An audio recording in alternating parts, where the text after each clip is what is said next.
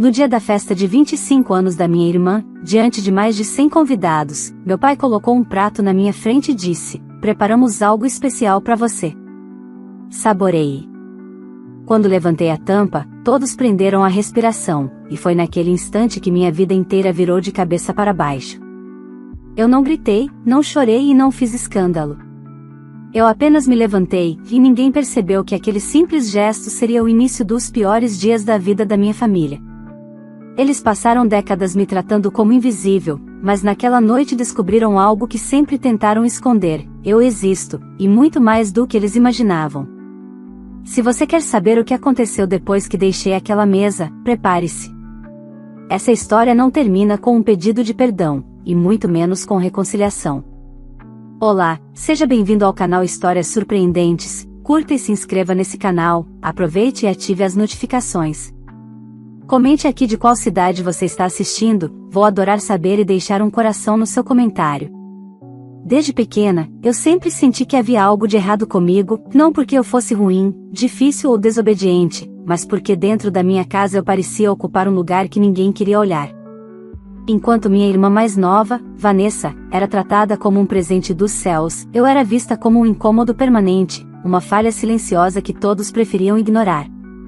Eu cresci tentando entender o motivo, tentando ser mais dedicada, mais gentil, mais útil, como se amor fosse um prêmio que eu poderia conquistar com esforço. Mas ali, naquela família, amor tinha nome, rosto e endereço: era Vanessa. Nossos pais, Mauro e Eliane, fizeram de tudo para que esse favoritismo se tornasse evidente. Vanessa era a filha perfeita, a estrela da escola, a princesa que precisava ser protegida, mimada e celebrada. Eu, em contrapartida, era a que servia, a que fazia, a que cedia. Quando eu tirei o primeiro lugar da turma, não houve comemoração. Quando Vanessa tirou o quarto, fizemos churrasco. Quando eu passei no vestibular para administração em uma federal, minha mãe comentou que talvez fosse melhor eu procurar um emprego estável de carteira assinada. Quando Vanessa passou em psicologia numa particular caríssima, houve festa, balões, viagem e até reforma no quarto novo dela. Eu aprendi a sorrir e guardar para mim tudo aquilo que doía. Mesmo assim, eu continuei tentando acreditar que um dia tudo mudaria. Tentava me convencer de que, com o tempo, a maturidade faria meus pais enxergarem quem eu era, e não quem eles decidiram que eu devia ser. Mas o tempo, quando não cura, escâncara. E quanto mais os anos passavam, mais ficava claro que, para eles, eu era apenas uma sombra que deveria saber seu lugar, e o meu lugar nunca era no centro de nada. Quando Vanessa anunciou que faria uma grande festa de aniversário de 25 anos, no salão mais caro da cidade, com mais de 100 convidados, eu não esperava nenhum protagonismo, mas também não imaginava o que me aguardava. Minha mãe me pediu ajuda para organizar tudo, afinal, você é boa com essas coisas, ela disse, e eu aceitei, porque parte de mim ainda acreditava que talvez, com esforço, eu pudesse pertencer. Eu passei dias ajudando na decoração, carregando caixas, indo ao mercado, resolvendo fornecedores e organização da mesa do bolo. Enquanto isso, Vanessa chegava depois da manicure, da massagem, da prova do vestido. E ainda reclamava da vida. Eu dizia a mim mesma que tudo bem, que família é assim mesmo, que um dia eles iriam perceber. Talvez no futuro, quando eu fosse promovida no trabalho, quando construísse minha própria casa, quando me tornasse alguém de quem eles pudessem se orgulhar. Era assim que eu me sustentava emocionalmente, com esperanças futuras que nunca se realizavam. Na noite da festa, o salão estava impecável. Iluminação amarela quente, mesa de doces digna de revista, bolo gigante com glitter comestível, dezenas de convidados vestidos de gala. Vanessa descia as escadas como se fosse uma celebridade, chorando de emoção ao som de aplausos. E eu estava lá, de vestido simples, com o coração apertado, tentando acreditar que aquele brilho todo, mesmo que não fosse para mim, não precisava me machucar. Até que meu pai se aproximou com um sorriso que eu nunca tinha visto ser direcionado a mim. "Hoje preparamos um prato especial para você", ele me disse, colocando uma tampa de metal diante de mim. Saboreie a refeição. As pessoas ao redor pararam para ver. Quando levantei a tampa, meu estômago revirou. No prato havia apenas restos de gordura, nervos e um pedaço de osso mordido, como que se dá a um cachorro. A risada abafada de Vanessa atrás de mim ecoou como um tiro. E naquele instante, alguma coisa dentro de mim não quebrou, morreu. Quando olhei para aquele prato imundo, por um segundo meu corpo congelou. O salão inteiro continuava fazendo barulho, mas ao meu redor tudo ficou surdo. Eu conseguia enxergar apenas os restos brilhando na porcelana branca, tingidos de gordura e desprezo. Senti meu rosto queimar e minhas mãos tremerem, mas nenhuma lágrima caiu, nem de tristeza, nem de revolta. O que surgiu foi um vazio absoluto, tão profundo que não deixava espaço para dor.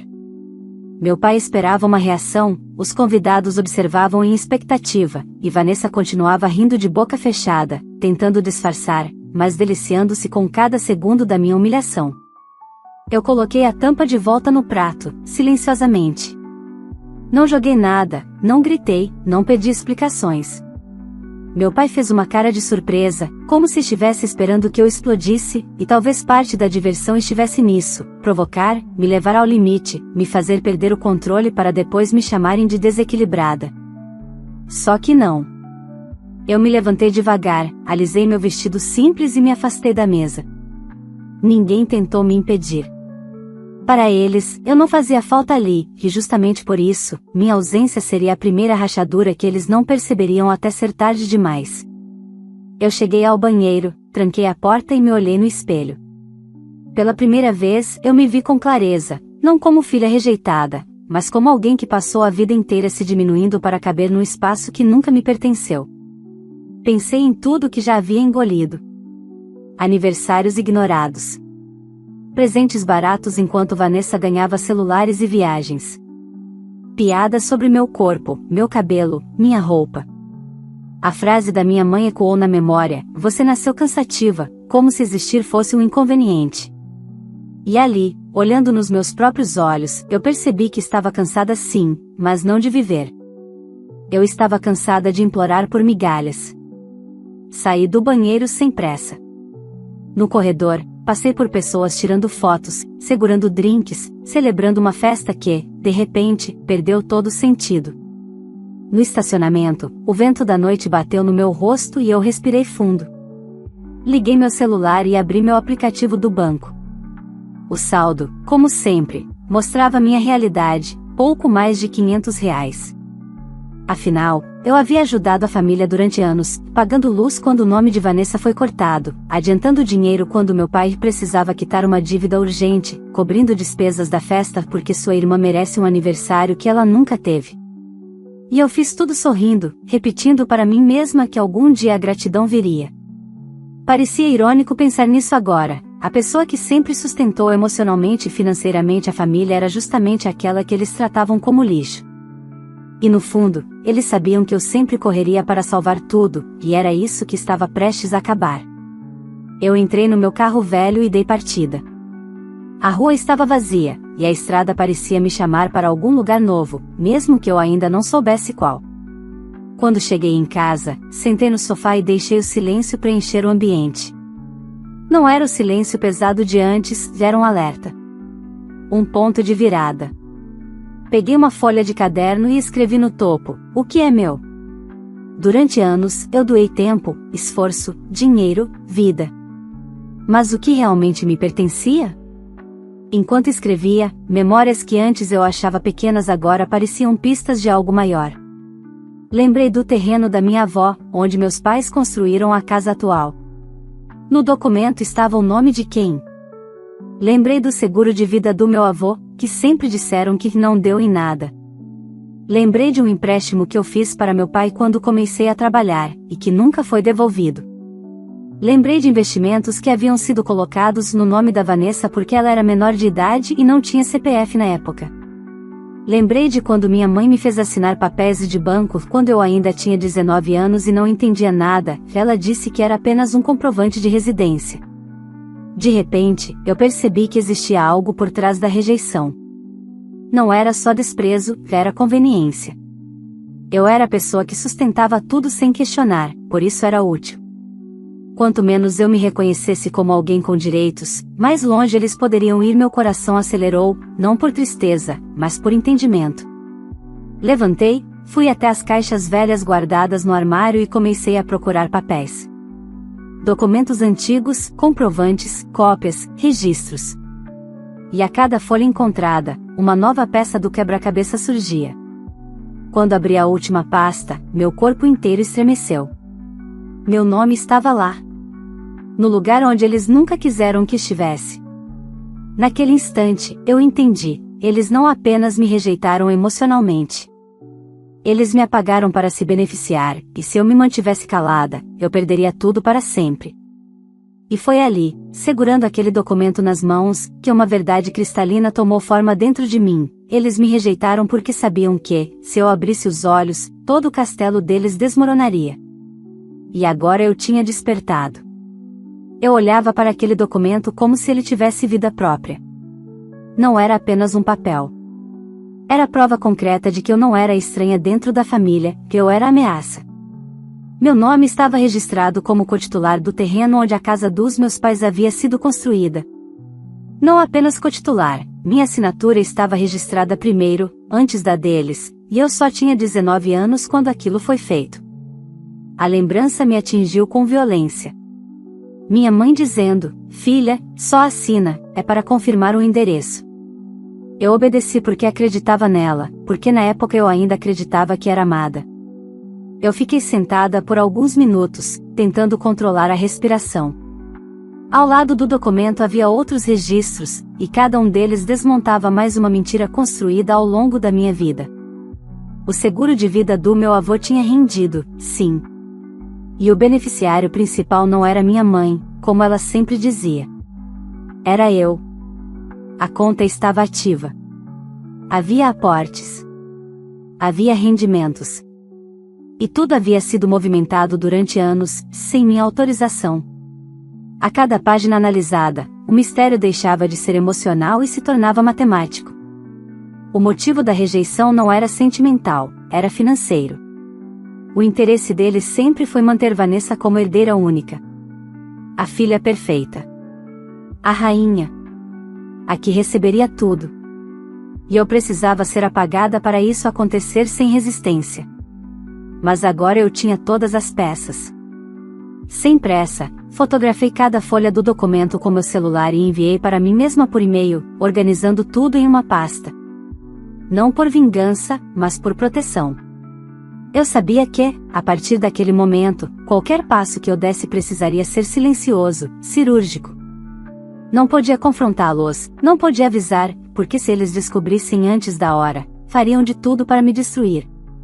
O relógio marcava quase 3 da manhã quando fechei a pasta e deixei tudo guardado no fundo da gaveta. Eu só consegui dormir quando minha respiração ficou estável, seguindo uma conclusão inevitável: a família não ia desmoronar porque eu seria cruel, mas porque eu finalmente seria justa. Na manhã seguinte, o celular vibrava incessantemente com mensagens da minha mãe e do meu pai. Não havia desculpas, arrependimento ou preocupação. Apenas ordens, como sempre: venha aqui ajudar a limpar o salão. Vanessa chorou por sua causa. Você tem que pedir desculpas. Eu respirei fundo, bloqueei os dois e deixei o aparelho virado para baixo. Pela primeira vez em anos, eu não pulei para atender às necessidades daquela casa. Liguei para uma advogada recomendada por uma colega do trabalho, uma especialista em direito patrimonial e familiar. Falei de forma calma, objetiva, sem expor sentimentos. Ela pediu para eu levar todos os documentos pessoalmente na segunda-feira. Restava passar o fim de semana sem alertar ninguém. Na noite de domingo, por curiosidade, abri as redes sociais. Havia fotos da festa da Vanessa. Em uma delas, eu aparecia ao fundo, desfocada, arrumando a decoração enquanto todos posavam sorrindo. Na legenda, ela escreveu: gratidão pela melhor família do mundo. Minha mãe, meu pai, meus maiores presentes. Eu senti um frio estranho no peito, não de tristeza, mas de constatação. Eu era invisível até mesmo fora das fotos, e era isso que eles queriam que eu continuasse sendo: invisível, útil e silenciosa. Segunda-feira pela manhã, levei tudo à advogada. Ela leu cada documento sem apressar, anotando detalhes em um caderno de capa vermelha. A expressão dela mudava discretamente a cada folha.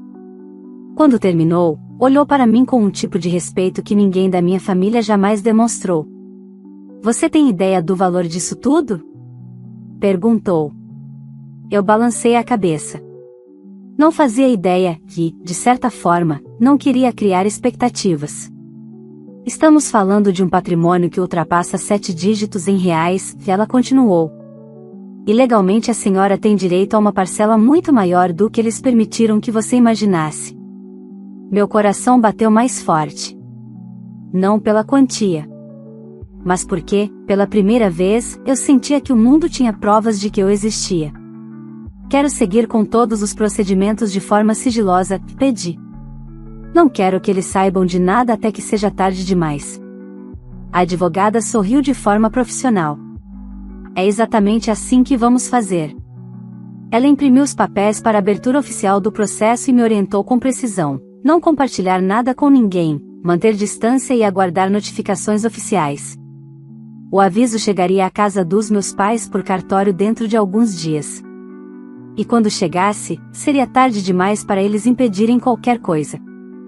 Ao voltar para o carro, percebi que algo dentro de mim estava mudando, não era euforia, não era vingança. Era dignidade. A dignidade que eu nunca tive permissão de sentir. Naquela noite, quando me deitei na cama, não chorei, que eu sonhei. Sonhei com uma vida onde eu não era peso, sombra, reserva de dinheiro ou utilidade afetiva. Sonhei com uma vida que fosse minha. E pela primeira vez, eu senti que essa vida estava ao alcance da minha mão. Quando recebi a primeira ligação da advogada na semana seguinte, senti meu estômago gelar, não de medo, mas de antecipação. Ela me informou que o oficial de justiça havia feito a primeira tentativa de entrega da notificação na casa dos meus pais naquela manhã. Ninguém atendeu, apesar de haver movimentação dentro do imóvel. Eles estão evitando abrir a porta, ela disse com uma pontada de ironia contida. Mas não vai adiantar. A entrega será feita com ou sem consentimento. Eu desliguei e, pela segunda vez em muito tempo, sorri sozinha. Meu celular permaneceu silencioso o resto do dia. Nenhuma mensagem, nenhuma cobrança, nenhum pedido, o que era estranho. Meus pais nunca ficavam tanto tempo sem tentar me controlar. Mas, no fundo, eu sabia, eles tinham pressentido que algo estava diferente. Talvez o meu silêncio tivesse se tornado mais perturbador do que qualquer reação emocional que esperavam. Na quinta-feira de manhã, enquanto eu trabalhava, meu celular vibrou freneticamente com dezenas de chamadas.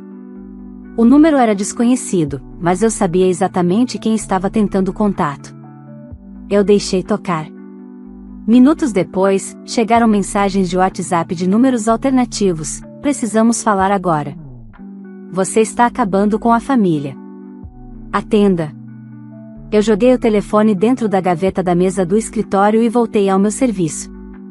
A vida deles finalmente estava sendo afetada não porque eu quisesse machucá-los, mas porque eu parei de permitir que me machucassem. À noite, enquanto eu tomava banho, ouvi pancadas violentas na porta do meu apartamento. Quando esvaziei o box, as batidas continuavam, acompanhadas de gritos abafados no corredor. Eu me enrolei na toalha, peguei o celular com as mãos molhadas e olhei pelo olho mágico. Minha mãe e meu pai estavam do lado de fora, transtornados, ambos falando ao mesmo tempo com a respiração ofegante. Eu não abri. Você não entende o que está fazendo. Minha mãe berrava, batendo na porta com o punho fechado. Isso vai destruir a nossa casa, nossa vida. Você enlouqueceu. Nossa casa. A frase soou irônica dentro de mim, porque, legalmente, parte da casa era minha, embora a vida inteira eu tivesse sido tratada como se fosse uma intrusa de favor. O juiz vai revisar tudo. Meu pai gritava. Nós sempre cuidamos de você. Você está sendo ingrata. Cuidaram de mim? Engraçado, que eu não me lembrava de comemorações nos meus aniversários, de noites abraçadas após as minhas derrotas, de conselhos quando eu sofria de amor, de apoio quando eu passava noites estudando para pagar minha própria faculdade. Eu me lembrava, isso sim, de humilhações, comparações e desprezo. Eles continuaram batendo até o vizinho ameaçar chamar a polícia. Quando foram embora, deixaram um rastro de ódio no corredor, e ainda assim, dentro de mim, havia apenas calma. Eu vesti meu pijama, preparei um chá e sentei no sofá. A vida estava se reajustando ao lugar correto. Dias depois, recebi uma nova atualização da advogada. Eles haviam tentado contestar o processo com argumentos frágeis e contraditórios. O juiz negou liminarmente, determinando que eu teria pleno acesso à parte do patrimônio que me pertencia, e que toda a movimentação financeira feita em meu nome sem minha anuência seria investigada. O silêncio que veio depois foi ensurdecedor. Nenhuma ligação, nenhuma mensagem, nenhuma tentativa desesperada, e eles não estavam mais tentando me convencer emocionalmente. Eles haviam percebido que isso não funcionaria. Agora, estavam com medo do que viriam a perder. E perder, perderiam. Na sexta-feira, ao chegar do trabalho, encontrei minha irmã na porta do meu prédio. Vanessa, parada na calçada, vestida com roupas caríssimas, mas com um rosto que denunciava noites mal dormidas. Quando me viu, correu até mim e agarrou meu braço. "Por favor, fala comigo." Ela implorou, quase gritando. "Você não pode fazer isso. A casa é o nosso lar. É onde eu cresci. É onde vai ser o meu casamento. Você está destruindo tudo." Meu coração bateu rápido, mas minha voz saiu tranquila. O meu lar também deveria ter sido ali. Nunca foi. Mas tudo isso é por causa daquele dia da festa? Ela perguntou, com um tom indignado, como se realmente acreditasse que o prato de restos fosse apenas uma brincadeira boba. Eu olhei nos olhos dela com uma lucidez que ela nunca tinha visto. Não foi por causa daquele dia. Foi por causa de todos os dias antes dele. Ela ficou sem reação por alguns segundos, como se aquela frase tivesse atingido a parte do cérebro que ela mais evitava usar, a da consciência. "Você quer dinheiro? É isso?" Ela sussurrou com veneno. "Você quer arrancar dinheiro da gente?" Eu ri, não por deboche, mas por alívio. Toda a vida eu fui acusada de ser insuficiente. Agora, me acusavam de ser poderosa demais. Isso era a maior confissão de culpa que eu poderia receber. "Eu quero apenas o que é meu", respondi. Ela tentou falar novamente, mas eu passei direto. Destranquei o portão e entrei. Não olhei para trás. Não esperava que estivesse resolvido, e não estava. Mas naquela noite, percebi que eu tinha cruzado um limite invisível. Eles sabiam que não tinham mais poder sobre mim. E quando uma família que vive de controlar perde o controle, o caos começa. E eu estava prestes a descobrir até onde aquele caos iria chegar. Na semana seguinte, o caos que eu imaginava finalmente chegou, não ao meu lar, mas ao deles. A advogada me ligou informando que o juiz havia autorizado a perícia financeira em todas as contas vinculadas ao meu nome nas últimas 2 décadas. Isso incluía o seguro do meu avô, investimentos, poupanças e até movimentações bancárias feitas sem minha autorização. Qualquer dinheiro retirado de patrimônio ao qual eu tinha direito seria caracterizado como apropriação indevida. E, pela expressão séria da advogada, eu entendi que isso não era pouca coisa. Na terça-feira, eu estava no trabalho quando uma notificação judicial chegou ao apartamento dos meus pais. Dessa vez, a entrega foi feita pessoalmente. Imaginar a cena foi inevitável, minha mãe abrindo a porta, o oficial de justiça dizendo o nome dela completo, pedindo identificação, entregando a pasta grossa com documentos, pedindo assinatura, e ela percebendo que não era mais possível esconder nada. Naquela noite, minha vizinha do andar de baixo me parou no elevador, dizendo que um casal estava discutindo muito no corredor do prédio, batendo na minha porta e gritando meu nome. Eu cheguei atrasada para a cena, e só encontrei o tapete da entrada torto e o clima pesado no ar. Era tarde. Eu não me abalava mais com ataques, porque pela primeira vez eu não era um alvo, eu era uma consequência. 2 dias depois, recebi uma mensagem longa de Vanessa. O texto começava carinhoso, para tentar amolecer: "Maninha, sei que você está magoada", mas logo se tornava uma arma emocional.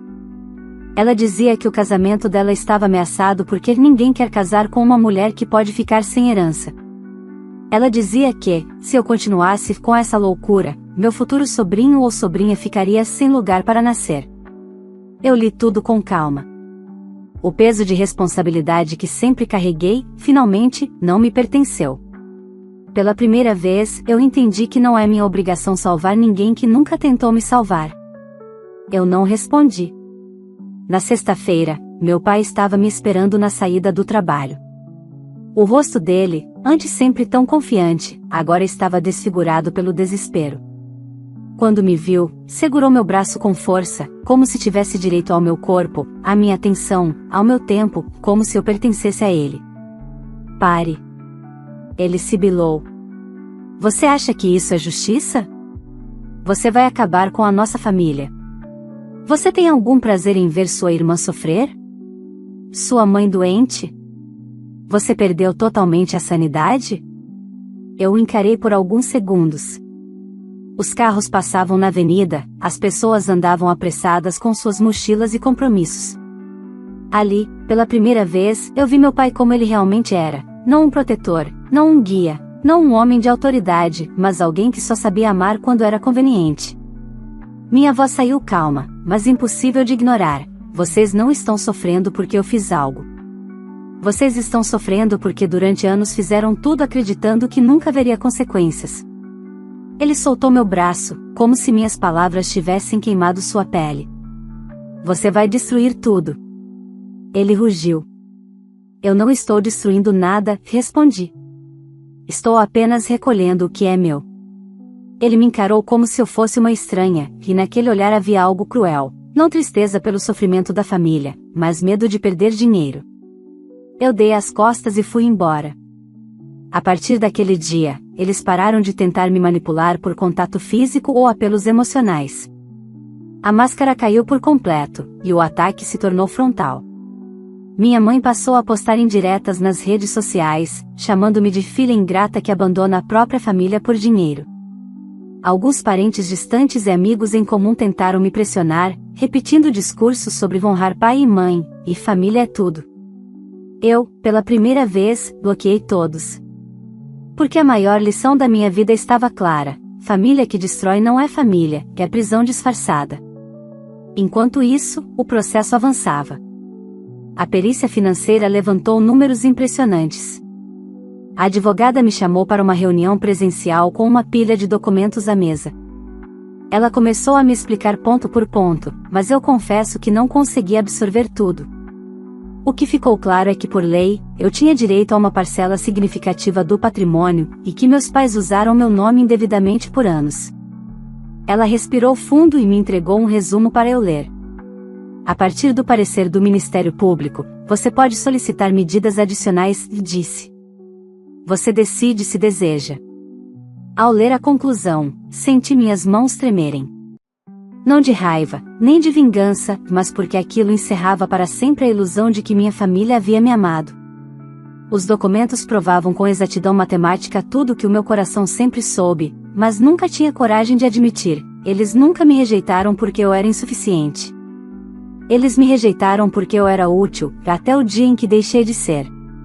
A advogada finalizou com firmeza: sua vida vai mudar a partir daqui. Mas preciso perguntar: você deseja seguir até o fim? Eu não respondi imediatamente. Fiquei olhando pela janela da sala, vendo a rua movimentada lá embaixo, as pessoas indo e vindo, cada uma com seu mundo, suas alegrias e suas dores. Eu pensei em quem eu fui durante toda a minha vida, a filha que obedecia, que se diminuía, que aceitava o injusto para ter o mínimo de afeição.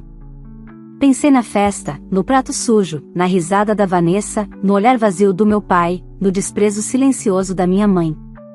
E lembrei de que, naquela noite, quando levantei da mesa e saí do salão, eu não saí derrotada. Eu saí desperta. Então olhei nos olhos da advogada e disse: não quero metade. Não quero negociar. Quero tudo a que tenho direito. Até o último centavo.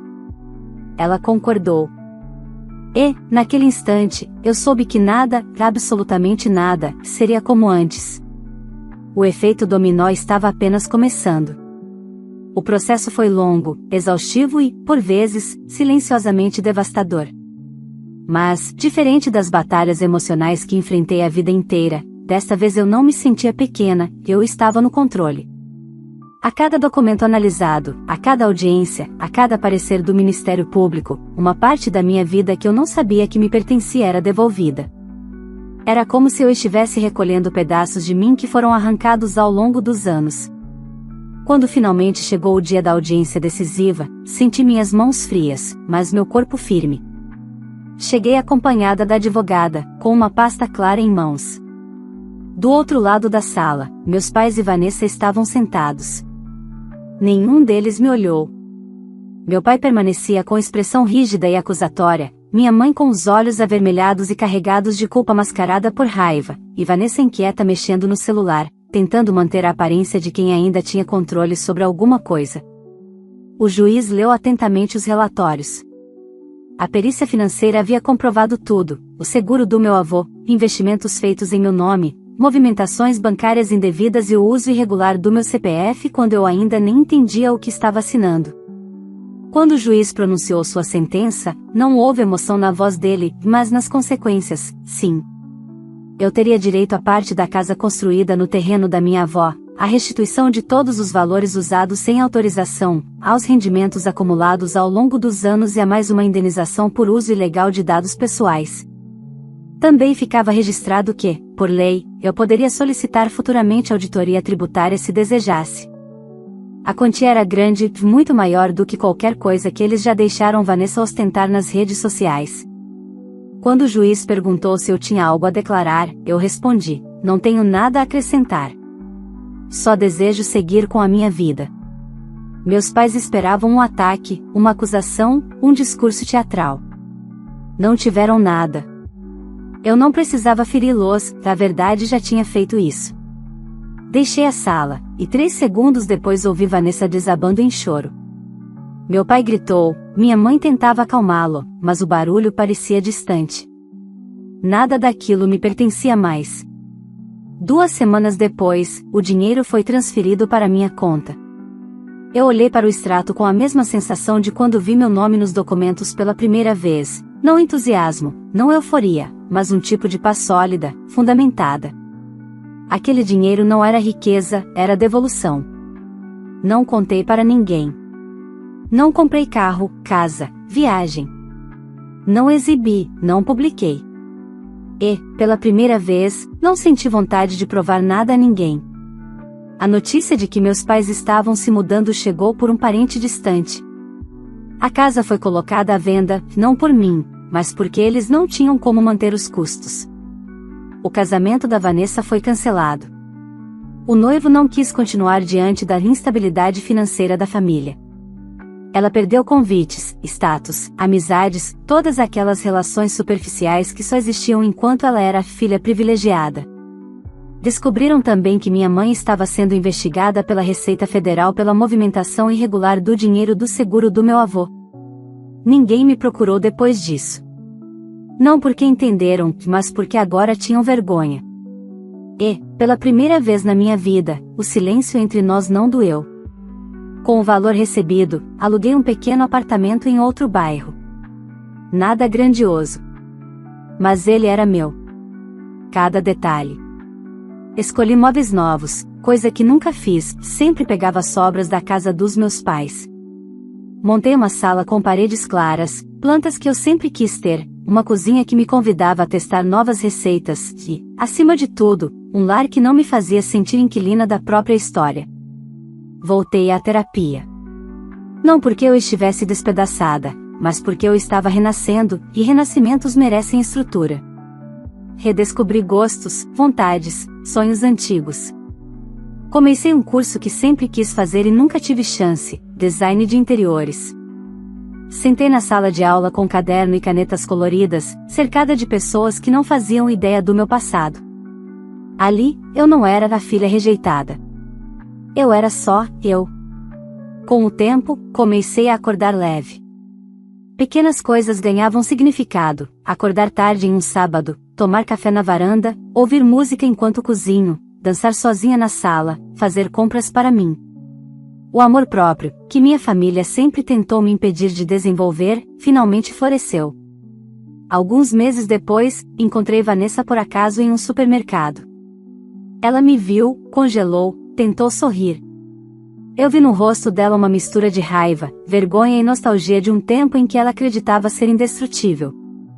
Ela deu 2 passos na minha direção, como se quisesse falar algo, pedir desculpas, talvez, ou reivindicar proximidade. Eu dei apenas um leve aceno de cabeça e segui meu caminho. Não por crueldade, mas por maturidade. Eu não odiava mais ninguém. Eu simplesmente não devia nada a ninguém. Não há final feliz com eles. Não há mesa de jantar reconciliada. Não há abraço emocionado. Isso não é amargura, é realidade. Algumas relações se encerram não porque alguém vence, mas porque alguém desperta. Hoje, quando lembro da noite da festa e do prato de restos, não sinto dor. Sinto clareza. Aquele prato não foi o início do meu sofrimento, foi o fim dele. Foi o momento em que a parte de mim que aceitava migalhas morreu para dar lugar à mulher que finalmente entendeu seu próprio valor. E se existe algo que aprendi com tudo isso é: ninguém pode tirar de nós aquilo que descobrimos sobre nós mesmos. Eles continuam vivendo a vida deles, e eu continuo vivendo a minha, mas agora, pela primeira vez, a minha vida é só minha. E isso é o melhor final que eu poderia ter. Se você ficou até aqui, meu sincero agradecimento.